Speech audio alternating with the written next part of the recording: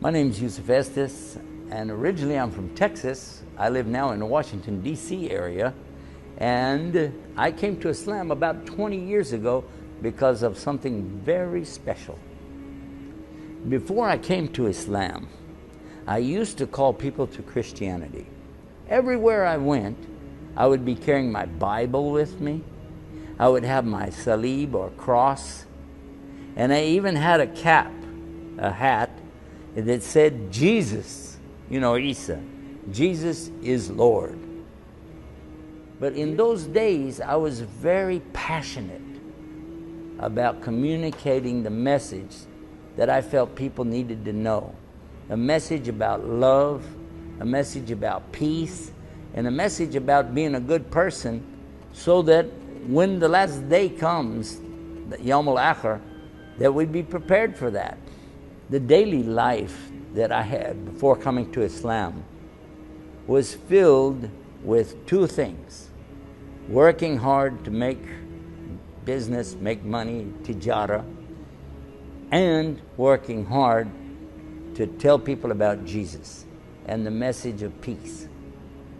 It surprised me to find out that in Islam I could work more and communicate more, that's for sure. Before I met the person that helped me to know more about Islam, I used to have a very bad picture about Islam and Muslims.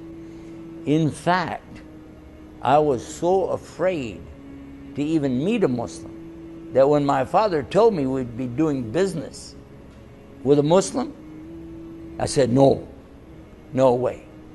No, these guys, Muslims, they are terrorists, they are hijackers, they are kidnappers, and they don't believe in God. In fact, they're worshiping a black box in the desert, and they kiss the ground 5 times a day. That was the way I understood Islam. A very bad opinion, and a bad idea of how they treated women and how they treated children. I thought that really it was almost like they want to put everybody in prison. This was the idea that I had. But then I had never really met a Muslim until we started doing business with a man from Egypt. When I first met this Egyptian gentleman, I was surprised because I was expecting to see some man wearing a long dress and a black robe over it and a big turban or imama on his head, and he has one eyebrow goes all the way across like this, maybe carrying a sword, a Saif, Hussam, like this, and maybe, something like Ayatollah Khomeini, I don't know. But then, when I met this man, I was so surprised. He was wearing normal clothes, and he looked as normal as anybody. He didn't even have a big beard. In fact, he didn't have any hair because he was even bald-headed. He was nice, a really nice person. And I thought right away, hey, I bet I can convert him to become a Christian. That was my idea. I'll make him become a Christian. But Allah had other plans. One of the things that really amazed me, you say in Arabic, ajib, ajiban, amazing, astonishing, was the way this man, although very quiet, gentle, kind, but what's amazing was the way that he, every day, he would do the salawatul khams. Every day, he would pray 5 times a day, on time. He would say, excuse me, I'll be right back. He would go and make wudu. Then, Allahu Akbar. Do his salah, some dhikr, dua, and come back to us and start working again. Every day, except 1 day a week. Yawm al-Jum'ah, he stops everything. He said, I will be back in 2 hours. He would get ready and drive to the masjid, do his salah there, and come back. And it took almost a half hour almost a half hour just to get there. So that's why he had to take 2 hours off. But he would still come back and go right back to work again. So the man would work 7 days a week, but he would stop for his worship. Another thing that he did, he liked to fast, Psalm, on Mondays and also on Thursdays. And you would go to him and say, would you like this? You want some of this? So and so. He'd say, no, it's okay. I'm fasting. One amazing thing about him that even my father talked about was how honest he was in business. Anytime there was any business transaction whatsoever, he always made sure the customer got full value for whatever it was they were doing, and to be sure that they got the product that they were promised, and then the follow-up to be sure that they were happy. That was another thing that we really were amazed about. One day, while I was trying to convert him, he asked us about the Bible. And so I said, yes, I have a Catholic priest who will come to my house. I was a Protestant. This is two different religions. And my father would be there with his Bible. So I have my Bible. My father has a different Bible. The Catholic has another Bible. And we'll sit there and try to talk to him about all this. But then we began saying, which Bible, between us. All the time, the Muslim, he's sitting there, quiet. So we ask him, well, how many versions, of that Quran do you have? Still one. Just one. And it's still in Arabic. The way it came, it's perfect. Nothing's missing. No words are missing. No pages are missing. Not even a dot is missing. So then we had another idea. Let's talk to him about God. But when we started to talk about God, he said, can you explain Trinity? Well, we try to explain how three could be one. We get many examples, but none of them really hold up very good. Do you know that when we ask him, what do you guys say about God? He said, well, it's pretty simple. And he said what Allah said in the Quran, A'udhu billahi minash shaitanir rajim, Bismillahir Rahmanir Rahim, Qul huwa Allahu ahad, Allahu samad, lam yalid, wa lam yulad, wa lam yakuluhu kufuwan ahad. And do you know, his argument was so strong, we just sat there like this. No expression. Imagine what a beautiful meaning this has when somebody knows. When they really know Allah, He is Ahad, unique, one, no partners. And He takes care of everything. And He has no father, He has no sons, He has no relatives, no daughters, no cousins, no uncles. And He is not like anything. He is Ahad, unique. Amazing. Many people ask me, how did you feel about being a Christian? What was it like to be a Christian? Did you ever have any doubts about Christianity? Well, actually, at one point in my life, I was so involved in Christianity, believing in it, that I thought it was everything, until I began to find mistakes in the Bible. Serious mistakes in the Bible. And then it made me begin to doubt. Not doubt about God, no, but to doubt about the Bible. And what about Christianity? Some of the things that we think about when we talk about this subject is, why is it called Christianity? Because if it's called Christianity, it means you have to follow Jesus, Christ.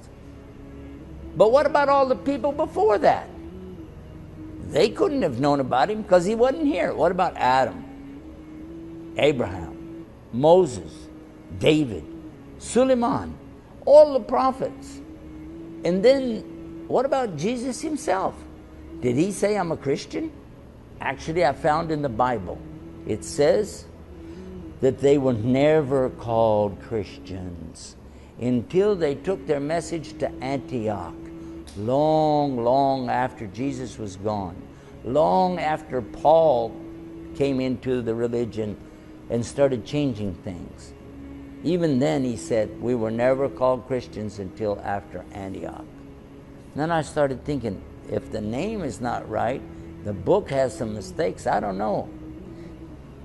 But when I looked at other options, other religions, I wasn't very impressed. I really wasn't.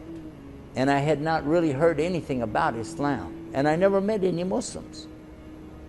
Not until my Egyptian friend. But then I began to observe some things that really made me see a beautiful connection. One of the things that my Egyptian friend told me is that we Muslims believe in Jesus. I said, what? Because I know Jewish, you know, the Yahudi, they believe in Adam and Abraham and Isaac, Ishaq, Ishmael. They believe in Suleiman and David and all these prophets. They believe in the Old Testament, but they do not believe in Jesus. Not as a prophet, not as a son of a God, not as a miracle worker, nothing. So how could a Muslim believe in Jesus? And he said, yes, we call him Isa. I said, okay, that's all right. It's similar to Jewish, Yeshua, Isa, Yeshua. Okay. He said, and do you know what? We know he's a miracle birth. Oh, the Immaculate Conception, mu'jiza from Allah. So, okay. And we know that he did miracles. Even when he was born, he could speak. Isa alayhi salam, he could speak when he was born. And he told the people he was a prophet. And he had a mission. I was like, really? I don't know that. And he did miracles. People that had skin disease, they were cured. People who couldn't walk, lame, they were cured. People that were blind, and they were cured. Even a dead man was brought back to life. Story is in the Bible, Lazarus, but you're telling me a Muslim believes this? Huh? I said, yeah. I said, okay, well, what do you believe about Jesus? We say he's the Son of God. What do you say? He said, we say he's the Son of Mary. Oh yeah, that makes sense. He is the Son of Mary.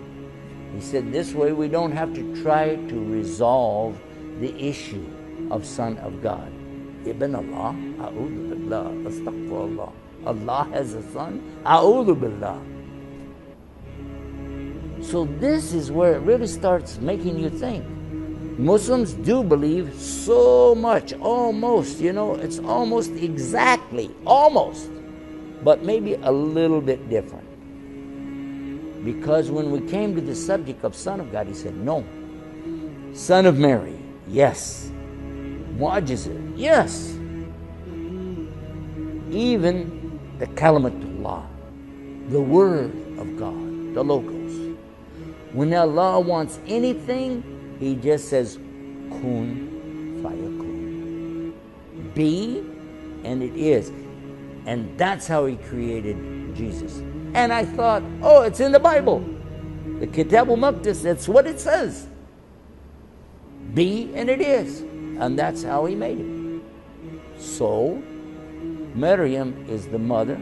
God is the creator. Exactly what my Muslim friend told me. I thought, oh, if this is the case, what else do you believe? He said, we believe he's not dead. He's with Allah, and he will come in the last day. Oh my God. He said, this man is going to be easy. I can convert him right now. This is almost the same thing. But then it happened. The big event happened. But then, one night when I was really thinking about Islam so much, I found that the Catholic priest accepted Islam. The Catholic priest became Muslim. Ashhadu an la ilaha illallah, ashhadu Muhammad Rasulullah. I couldn't believe it. I started to tell my wife. Then I found that she also is interested to be a Muslim. I'm shocked. So I wanted to talk to him again, one more time. So we were walking around in the night outside our house. I ask him about something about my business, my family, the people I know, congregation I used to go with, the Bible, the Quran. Many questions, because I didn't know what to do. I wanted him to tell me, why don't you be a Muslim? I wanted him to say that. Why don't you be a Muslim? But look at the hikmah. Look at the wisdom. He said, this is not about you and me. This is not about you and your wife, or you and your father, or you and the congregation of your people. This is about you and him. So you need to talk to him. Now look at this man. He's crying, oh Allah, guide them. But he doesn't say, I want you to be guided by me. No. He let Allah do what Allah does. And he cried for us. He went and prayed. And while he was praying, I went and put my head on the ground. And I said, God, if you're there, guide me. And when I raised up my head, I knew there really is God. He's one. La sharika lah. He has no partners. And I knew Muhammad sallallahu alaihi wasallam is his final messenger. And I have to follow it. I have to follow it. There's no option. There's no other way. There's deen or nothing. Muhammad al-Mustafa, Muhammad is his messenger.